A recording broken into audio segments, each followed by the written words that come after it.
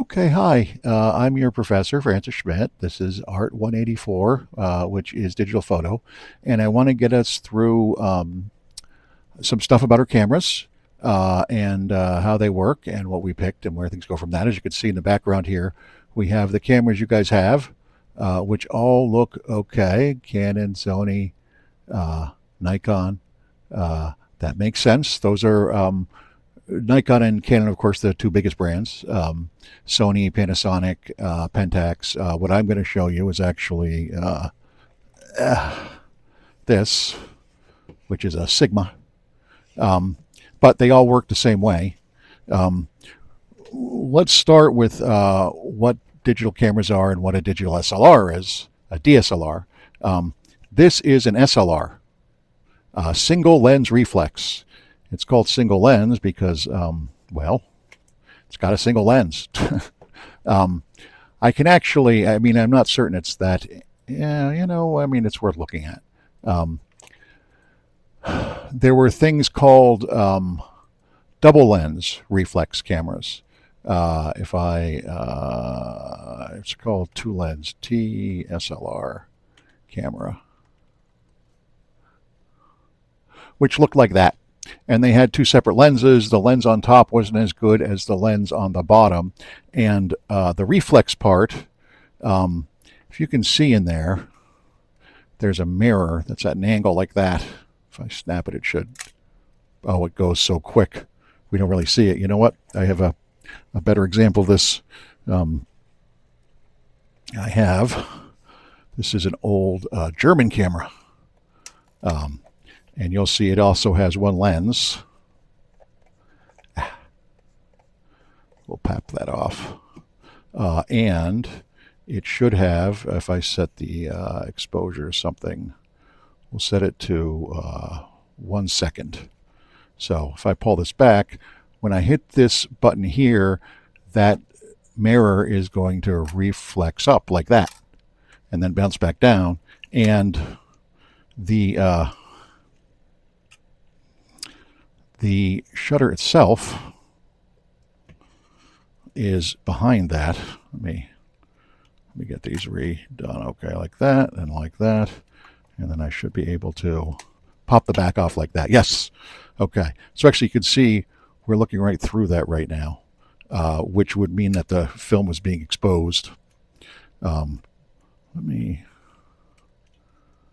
put that back. There it is. Okay. So the reflex is the flip up of this. This viewfinder is why they could have a single lens, because what happens is this lens here, nope, wrong one, will bounce into that mirror, which will go up into this viewfinder, which is where you see it back there. We would normally have this stuff in it, which is film.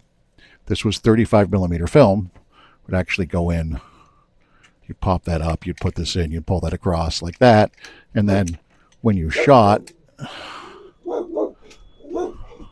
when I push this button, you're going to see the shutter opens like that. That is an SLR, a single lens reflex camera. What you have is a DSLR, which is this. We got rid of this stuff. This is the film. Some people loved it, some people hated it. Well, no. Is that really true?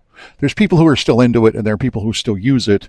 It still can give you a very good image, but it's a problematic system, not the least of which those problems being you have to keep it always in the dark when you're working with it, which is very tricky, and then you're dealing with chemicals and all sorts of other nightmare things. When it's processed, it looks like that. You know what? Let me put a better background on here for you. I'll go there. Looks like that. I wonder if I can actually. This is actually some motion picture, so it would be 8 perfs across would be what these things are normally doing. These things replaced that film with a sensor, which looks very much like that. This is a sensor from a camera. So basically, they took that whole back part off and they put this in it. And if you look at this, I can see back here, that's the actual sensor itself where the lens would focus on it. If I had a lens, and actually I'm going to open the aperture on that lens, I would be focusing it. I can actually, I doubt you could see that, but I could actually focus the light. I wonder if I can get it so you could see it. Yeah, you actually can sort of there. Basically, you would focus it back on here. There would normally be that mirror in the way that you would see through the eyepiece. And then when you hit the button, it would open, it would expose to this. And I want to say, yeah, that's the memory. So the data comes from the back of this, goes over here. Actually, I think this pops off. This doesn't really work anymore, so choose for that. That's the sensor itself. And it goes to this card, which has very fast memory, and then it does other stuff inside your actual camera here. Okay, there's also another type of camera that you could use, but it doesn't seem like anybody is, which is okay, which is called a mirrorless digital camera. Basically just mirrorless. And you notice what this doesn't have is it doesn't have this whole mess up here and the eyepiece. It doesn't use that. It uses just its viewfinder here. Does this have power? It does not. But, oh no, it does. Okay, yeah. This one uses just this screen finder back here. There it comes. And you line everything up. I wonder if I can get an image on this. Probably. Yeah. Oh, I shouldn't have done that. But basically, I would use this image in the back to set everything up on this camera. If you're not using mirrorless, that's fine. Mirrorless cameras can tend to take more lenses, which is good. But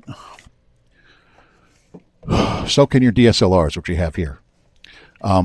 Let's talk a little bit about the controls on this thing, and then I want to leave you guys with an assignment. So we mentioned back here there's a big screen, which is where you can generally see the images after you shot them, plus you can set up a lot of stuff in them. Let me see if this has power. I don't think it does.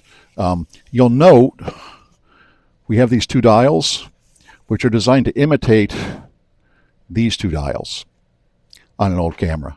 And actually, even where the shutter is, that's where I take a picture here, that's where I take a picture here.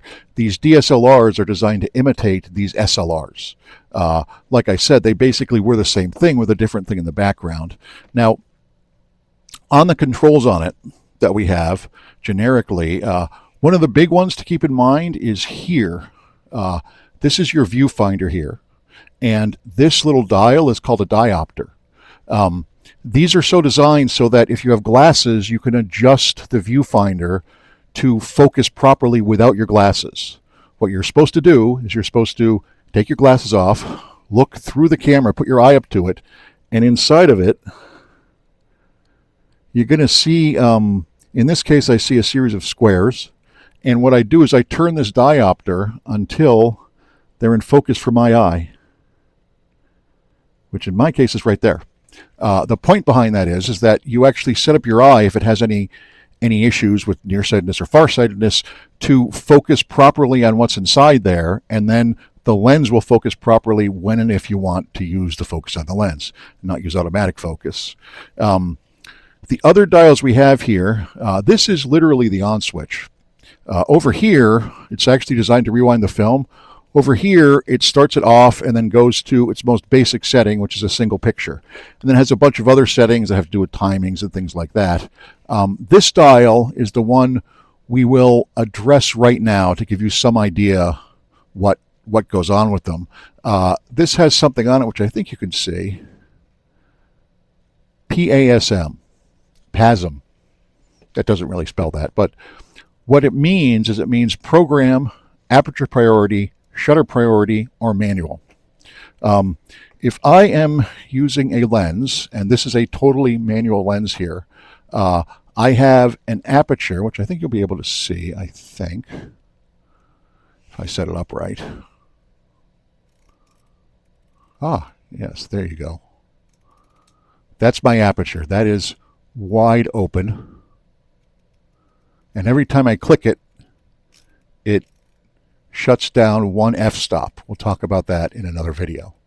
That is the aperture.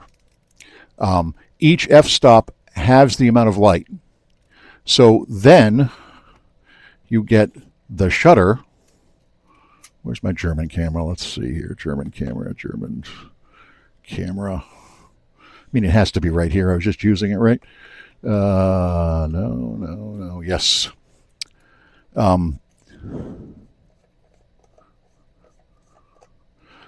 The shutter is on this camera here. And that is, if I go, let's go, we're going to start with 1, which is 1 second of exposure time. And I'm going to show you this. If I go like this and I hit this button, that mirror should stay up for 1 second. And I'm wrong. Let's see why I'm wrong. Do I have it set incorrectly? That's on. Let's try that again. Oh, well, that was the type of speed I'm expecting. That was a much faster. Let's see what that does. That was very fast, which it should have been. 125th. Okay, this should be a 15th of a second, which seemed faster, right? Or I should say faster, slower. Okay. Let's see what that is. This should be 1/4 of a second. So this should stay open for 1/4 of a second. Yeah, that's about right. I'll show you quickly while we're here. If I open that up, when I do this, and we're at the 1/4 of a second, which we can see there where the 4 is. You see that? When I do this, it's going to expose the background for that 1/4 of a second. We'll do it again. Yeah. Why am I showing you that? Let's go back over here. When I'm on aperture priority, what that means is that whatever f-stop this is at, which actually I set in this case on this lens with a dial here, will dictate what the shutter does. So if I have the aperture shut down, the shutter will stay open longer. If I have it on shutter priority, the S right there, this dial will dictate what shutter speed I want. Do I want 1,000th of a second, a 500th of a second, 125th of a second?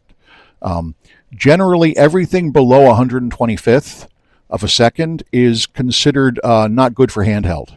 Your hands will shake too much. Sometimes you get away with 60th. Sometimes if you hold it really tight, you can get away with less. But you want to be above 125th of a second. If you want something like 1,000th of a second, 2,000th of a second, you probably have to be outside in sunlight. You need a lot of light. But it's for something like a race car, or maybe even that's used for sports a lot, because when things are moving really fast, you don't want them to blur. But if I pick that, the shutter priority, the aperture will then open up or shut down based on what it needs to do. And then M is manual. In this camera, if I'm on M, this dial sets my aperture, and this dial sets my shutter. And I set it myself, and when I press that fire button, which is here, what happens, what happens. If it gets an image, it's good. If it does, if it doesn't, that's on me. The other thing worth mentioning here, before I send you out to shoot your first assignment, is your shutter button, the thing that releases the shutter. Most shutter buttons on these cameras have 2 modes. I should say 2 modes. They have 2 settings. They have half clicked. If I press it slightly, what it will do is the camera will figure out your focus, your shutter, anything else if I have it on P, and then get ready.